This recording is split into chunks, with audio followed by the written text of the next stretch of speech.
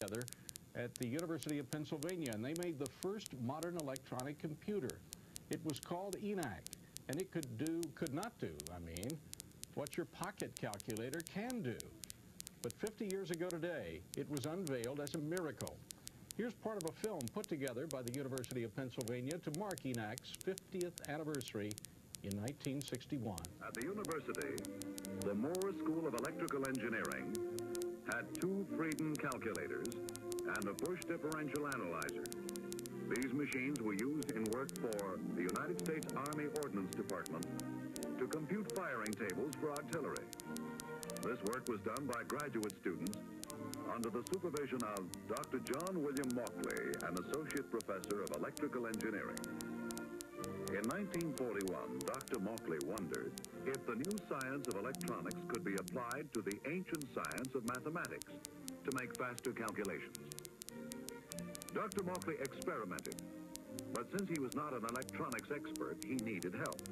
He found the right man, a research associate named J. Presper Eckert. Together, Eckert and Mauchly outlined an electronic computer that could, they hoped, perform at fantastic speed. They submitted their plan to U.S. Army Ordnance. World War II was on. Any idea for speeding work was welcome. Army Ordnance gave the University of Pennsylvania a 6-month research contract for $61,700. This contract was renewed 9 times for a total cost of $486,804.22. J. Presper Eckert was project engineer. Professor J.G. Brainerd, supervisor. Sam Feltman, ballistics engineer. Captain Herman H. Goldstein, liaison officer. Dr. John W. Mauchly, consultant. Dean Harold Pender represented the Moore School.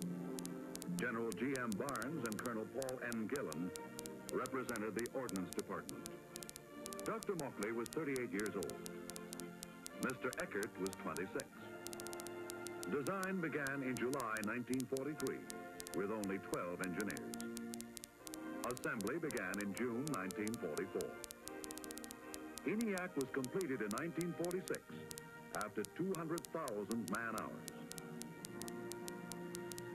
ENIAC was 1,000 times faster than any other calculating machine ever built. It could do the work of 20,000 people working by hand. What a desk calculator could do in 20 hours, ENIAC could do in 30 seconds. It could discriminate the sign of a number and compare numbers for equality. It could add, subtract, multiply, divide, and extract square roots. In 1 second, it could add a 5-digit number 5,000 times. ENIAC required a room 30 feet wide and 50 feet long. The 40 panels, side by side, would be 100 feet long. It weighed 30 tons. It required 3 times as much electricity as the largest broadcasting station. This wonderful machine, devised by Eckert and Mauchly and their colleagues, had most of the components found in computers to this day. ENIAC's electronic gate, buffer, and flip-flop concepts are standard circuitry today. There is a great similarity between ENIAC and present computers. The thousands of tiny neon lights were arranged like an abacus to light up by 5,000 electronic pulses per second. The lights shown here were specially designed for demonstration purposes only. ENIAC was tested at the University of Pennsylvania and accepted by Army Ordnance in July 1946. At the Aberdeen Proving Ground in Maryland, ENIAC began operating in August 1947. Soon it became a workhorse for solving the scientific problems of the nation.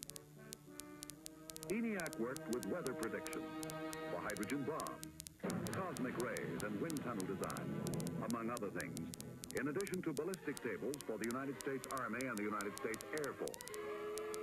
In building ENIAC, better methods had been found, and so another was never built. At 11:45 p.m. on October 2nd, 1955, ENIAC's power was cut off. Stored at Aberdeen, components of the world's first electronic computer will probably be distributed to various museums. ENIAC lived long and served well. Meanwhile, Mr. Eckert and Dr. Mauchly had designed another computer. It was called BINAC. BINAC was much faster than ENIAC, much cheaper to operate, and magnetic tape could be used instead of punched cards. BINAC led to UNIVAC. Now the Eckert-Mauchly partnership joined the Remington Rand Company. Almost overnight, it seemed, electronic computers became big business. UNIVAC, a universal automatic computer, was delivered 10 years ago.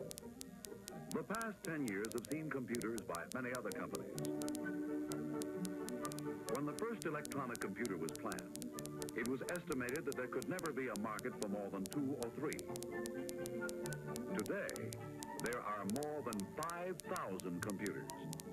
Computers are in business, in factories. Computers track our lives from the start to the finish. Computers are on the ocean and under the ocean and in the air and above the air. Can anyone say the sky is the limit?